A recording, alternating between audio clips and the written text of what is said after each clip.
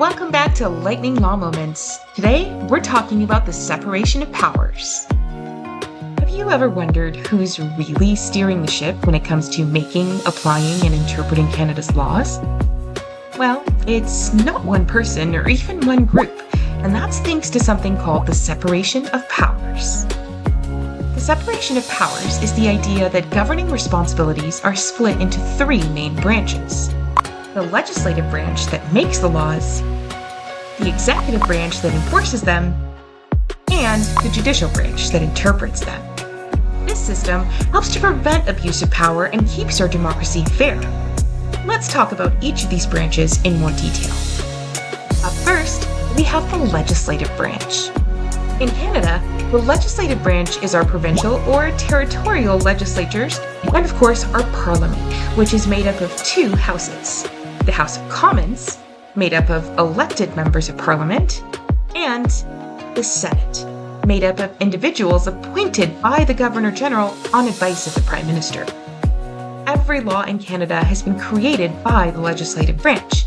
For example, in 1969, Parliament passed the Official Languages Act, making English and French the official languages of Canada. This law began as a bill in the House of Commons, was reviewed and approved by the Senate, and then became law through royal assent.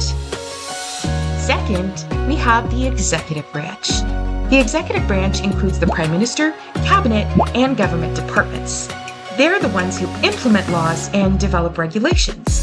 This also includes police services like local police, provincial police, and the RCMP, who enforce these laws, maintain public order, and help keep our communities safe.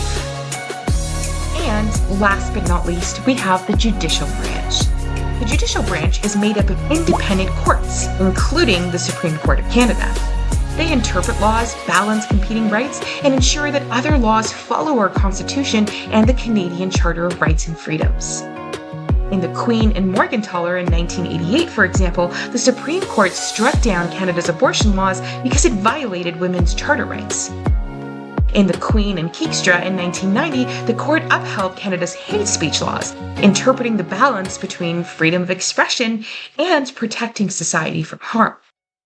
And in the Queen and Oakes in 1986, the Supreme Court explained what the phrase reasonable limits in the Charter actually means.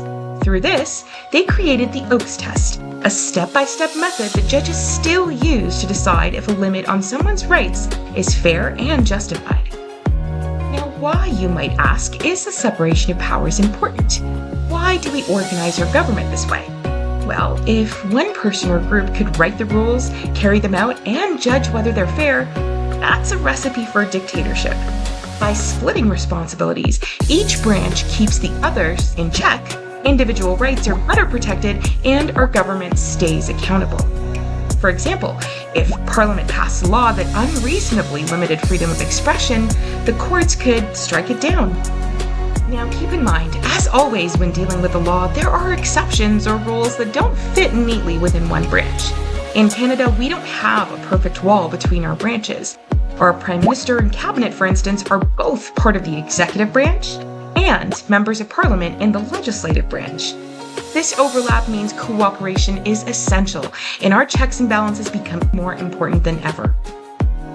So the next time you hear about a new law, a big court ruling, or a government policy, you'll know it's part of Canada's balancing act between the legislative, executive, and judicial branches. That's the separation of powers in action, keeping our democracy fair, accountable, and strong. Well, that's it for today.